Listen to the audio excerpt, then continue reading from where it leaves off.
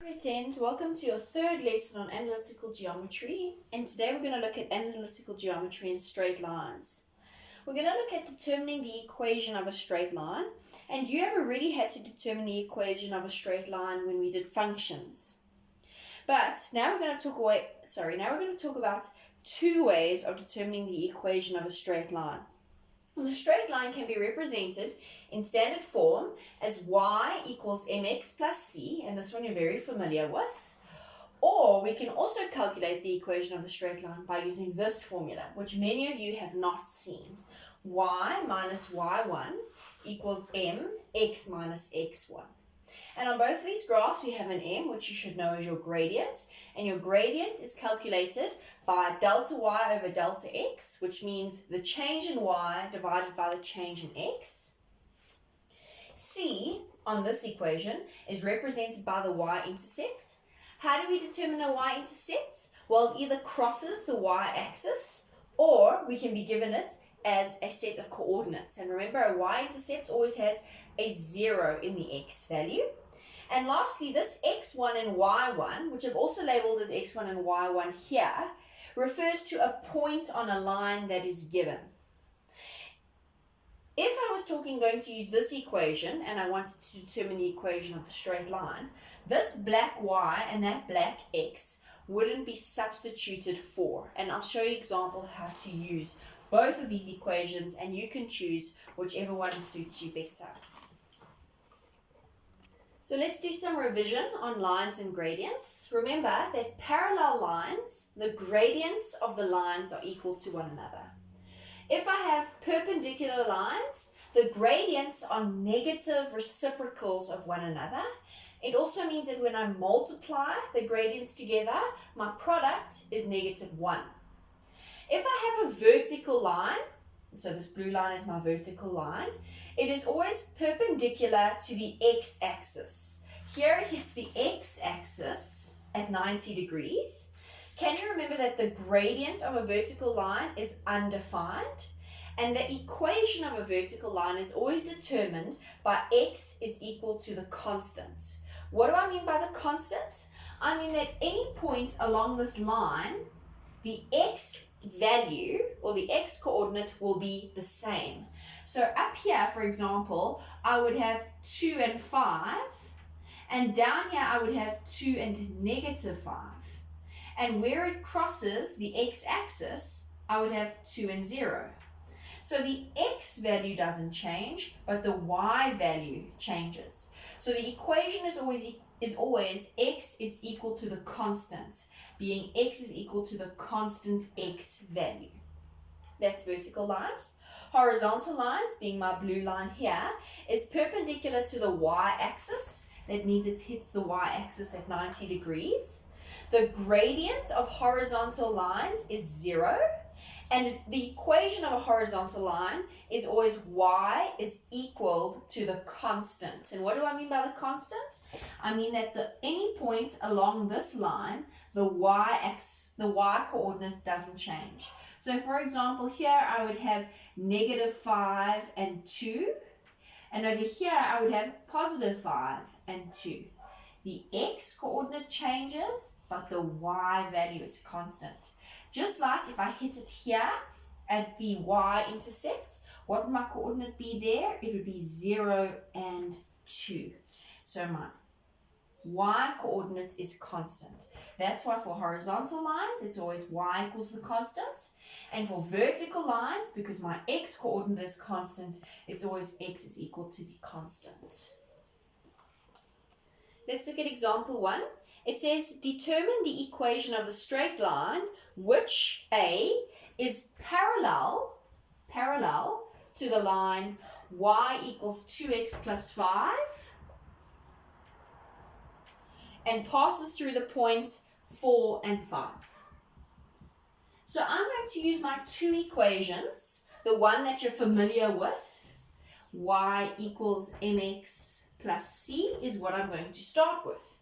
So let's write the equation of a line that is parallel to this line and passes through the point there. Please note that this point, it does not necessarily lie on this line. This point must lie on my new equation. What do I know about lines that are parallel?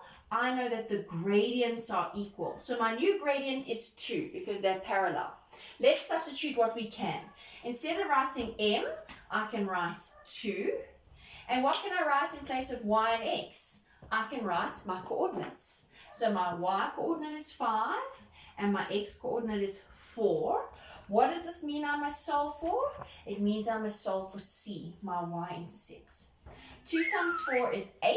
And if I take 8 over, I can say 5 minus 8, which is negative 3. So my y-intercept is negative 3. Therefore, my equation is y equals my gradient, 2x minus 3. That's the one method you can use.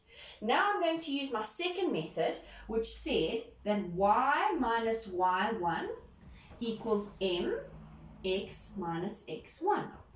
And I'm going to substitute in here. This y stays the constant y. Instead of writing y1, I'm going to write my y coordinate, which is 5, which is equal to my gradient, 2, x, which stays a constant, which stays a variable, minus my x coordinate, which is 4. Do you see how I've substituted into that formula? Now let's solve. I've got y minus 5 on the side equals 2x minus 8 because I've distributed the 2 in. How do I solve for my equation? I must get y on its own because that is standard form. I take the 5 over and the 5 becomes positive 5. So I have negative 8 plus 5. So y equals 2x minus 3. And what do you know? Same equation. So you can either use the standard one or you can use this new one. The new one is quite handy for if we do not have our y-intercept. Here we first have to calculate our y-intercept and put it into standard form, but in this equation we got immediately into standard form. Let's look at the second part, part B of this example. They ask us to determine the equation of a straight line which is perpendicular to the line y equals a third x plus 5 and has a y-intercept of 9. Remember, they could have said and passes through the point 0 and 9, and you could immediately identify that that is the y-intercept from the coordinates because my x value is 0. But they told us y-intercept is 9.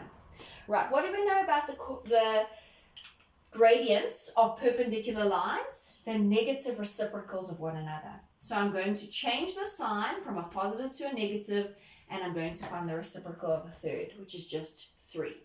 So that is my new gradient.